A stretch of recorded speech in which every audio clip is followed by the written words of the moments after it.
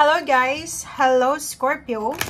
Welcome dito sa aking channel Scorpio. Alamin natin ang weekly tarot reading mo sa linggong ito. It's January 8 hanggang 14, 2024. Para ito sa lahat ng Scorpio friends natin na nanonood sa ngayon. Okay? Kung bago ka sa channel ko, please like, share, and subscribe. Paki-press ang notification bell button guys.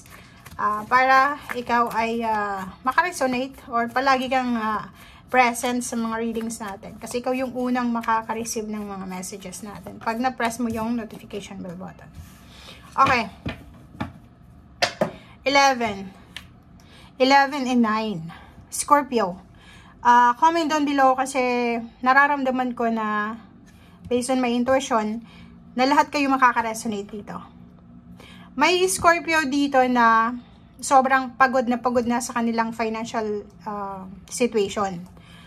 May Scorpio dito kasi itong imprisonment na to, it's either relationship siya, it's either financial situation, status, decision making. Parang hindi ka makapag-desisyon kasi ang dami-daming mga tao sa paligid mo na anong tawag dito? Kumukontra sa lahat ng gusto mo. Like, may plano kang mag-travel, may plano kang magtrabaho sa ibang lugar, lumipat ng ibang trabaho, magpahinga kasi pagod na pagod ka sa trabaho, or kung ano man tong plano mo sa buhay. But, yung manifestation mo dito, yung 11 mo is naka-stagnant siya. Bakit? Kasi ang dami-daming kumukontra. Maraming mga tao yung lahat ng gusto mong gawin, may mga sinasabi sila. So, sinasabi ng Racer dito na if ever gusto mo ng pagbabago, kasi stagnation na to diba? Kung gusto mong makaalis, makalaya sa stagnation, sa imprisonment, sa restrictions na nangyayari sa buhay mo, kailangan mo na talagang magdesisyon. So, pwedeng sa linggong ito, magdedesisyon ka, magpapak ka ng mga gamit mo, maghahanda ka ng mga damit mo, mga gamit, kasi magta-travel ka. Itutuloy mo yung travel mo na siguro na delayed or pwedeng na-hang. So, nakikita natin dito na nakadepende yun sa'yo. If gusto mo talaga ng pagbabago, if gusto mo talaga ng change, or gusto mo talagang makaalis sa situation na stagnant or restricted, kailangan mong gawin yun. Kailangan mong gumawa ng action.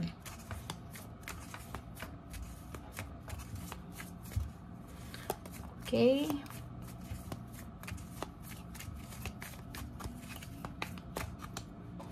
Okay. So, eto siya. Nakikita natin dito, Scorpio, na nandun ka sa sitwasyon na 5 diba? So, nandun ka sa mga worries, anxiety, depression. Work to diba? Parang kung nasan ka man sa ngayon, siguro may trabaho ka, meron kang ginagawa ngayon, busy ka din. Siguro may negosyo, pero yung negosyo mo siguro hindi na masyadong kumikita ng malaki. And if you're searching for a job naman, or career change, mahirap hanapin, mahirap maghanap ng stable na work. Pero may mga ino-offer naman sa iyo ang universe, kaso lang, medyo confused ka. Hindi mo alam kung para sa iyo ba to or hindi. So, dito sinasabi ng barahan na medyo may mga iba sa inyo dyan na nag-aalala. Nag-aalala kayo na pwedeng mawalan ng trabaho, lalo na yung mga nasa ibang bansa or nasa ibang lugar, yung nagre-renta lang ng kanilang tirahan, yung in contract lang, natatakot kayo na baka mawalan kayo ng trabaho, matapos yung kontrata, ma-terminate yung kontrata, or kano pa man. But mayroon ditong 11, yun yung manifestation mo yung makalaya ka sa financial na situation mo. And posibleng this week lang. Posible lang pero may possibilities talaga. May opportunity this week na isang sudden wealth to. Pwedeng manalo ka sa sugal, if nagsusugal ka. Sa loto, pwedeng manalo ka sa mga, chances of winnings, diba? So, mga sudden wealth, unexpected wealth na pwedeng dumating sa'yo. Unexpected lump sum, or pwedeng may magregalo sa'yo ng pera, or pwedeng, mananalo ka. Isang mabilis siya na pangyayari na pwedeng magdala sa'yo ng financial wealth. Parang gano'n. Okay, Scorpio.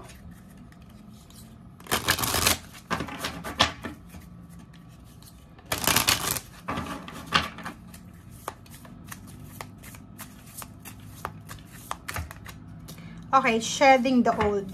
38. Andun ka talaga sa 38. Kahit nung yung reading mo sa general reading and money career, nandun pa rin yung shedding the old na to na 38 eh. 8, 9, 10, 11. So kung makikita mo 11, 11, 11. Manifestation, new beginnings. Yun yung sinisigaw ng puso at isip mo, Scorpio. There is a change coming your way, 'di ba? So may mga pagbabago daw na pwedeng parating na sa buhay mo. Okay? Cultivate a sense of adventure so you will be able to see this new prospect. So, kailangan natin, guys, na ihanda ang ating sarili para sa kung ano man to na mga pangyayari sa buhay natin. Sinasabi ng baraha mo dito na kailangan mo daw na ihanda yung sarili mo sa mga pagbabago na pwedeng maganap sa buhay mo. Shedding the old, pwedeng aalis ka na sa dati mong relationship, sa dati mong bahay, sa dati mong trabaho, sa dati mong financial situation. Dahil sawang-sawa ka na eh. Nandito ka na sa change eh. So, 2 cards para sa pagbabago. Sinasabi na, handa ka na naman talaga eh. Handa na ikaw sa pagbabago. Kaso lang may mga tao sa paligid mo na tinitempt ka. 'Di ba? Instead na i-boost nila yung confidence mo, pinapahina nila, dinidiscourage nila yung emotion mo. Comment down below if resonating. Oops, sorry. No.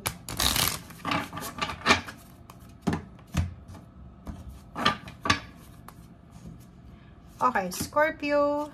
First 2 cards dito sa tarot deck. Meron tayong sa 7 of Wands and the Fool. So, yun na nga.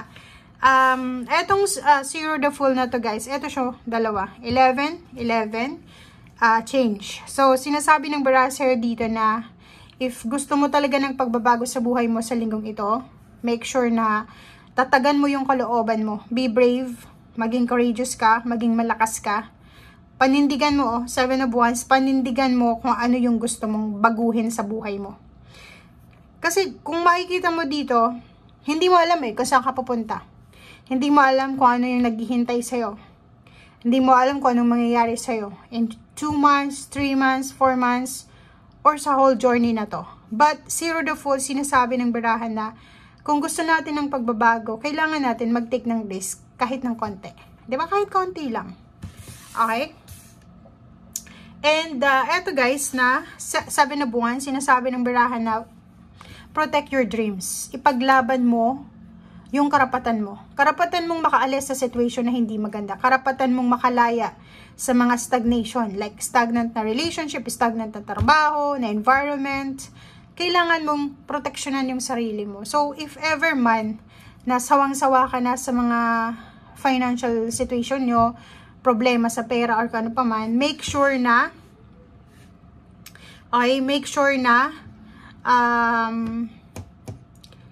panindigan natin kung ano yung gusto natin sa buhay. Okay? Panindigan natin kung anong gusto natin na simulan. Gawin mo kung ano yung nararapat. Okay? Okay, next 2 cards is 2 of Pentacles and then the Lover. So, nakikita natin dito na this week, meron kang choices na kailangan pagpilian. Siguro, isa sa mga humahad lang sa pangarap mo is yung relationship mo. Siguro, gusto mo or ina-attain mo talaga yung complete family. Ayaw mo magkahiwalay kayo ng asawa mo, ng girlfriend, ng boyfriend, ng anak. So, nagtitiis ka sa stagnation dito. But, sinasabi ng bara sa'yo dito na it's between your ideal family or ideal financial stability na pangarap, goals. So, this week ay pwedeng medyo maguguluhan ka sa choices mo kasi hindi mo kailangan na, kailangan mo talaga to na, kumbaga, pag-isipan ng mabuti. Kailangan mong mamili. It's between relationship or financial stability. Okay? Pero pareho mo silang pangarap Pangarap mong magkaroon ng financial stability. Pangarap mo din magkaroon ng stable na family life. So, mayroon ditong 5 of Swords and Queen of Cups. Dalawa din yung options. So, sinasabi ng brasser dito na it's either 5 of Swords, it's either isuko mo yung pangarap mong financial stability or isuko mo yung It's either isuko mo yung financial stability, mag-stay ka sa relationship na to na stagnant, sobrang hirap na family life, or isuko mo yung family life para sa yung financial success or goals. So, nakikita natin dito na nasa Queen of Cups ka, kailangan mong pag-isipan ng mabuti. Mag-isip ka ng mabuti this week. Kailangan mong mag-meditate, contemplate, pag-isipan mo ng maayos kung ano ba talaga yung tamang desisyon para dito. Okay, gusto ko pang magbigay sa inyo ng message. Tingnan natin. Kumuha pa tayo.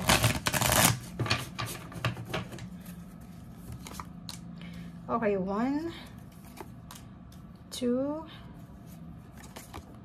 3.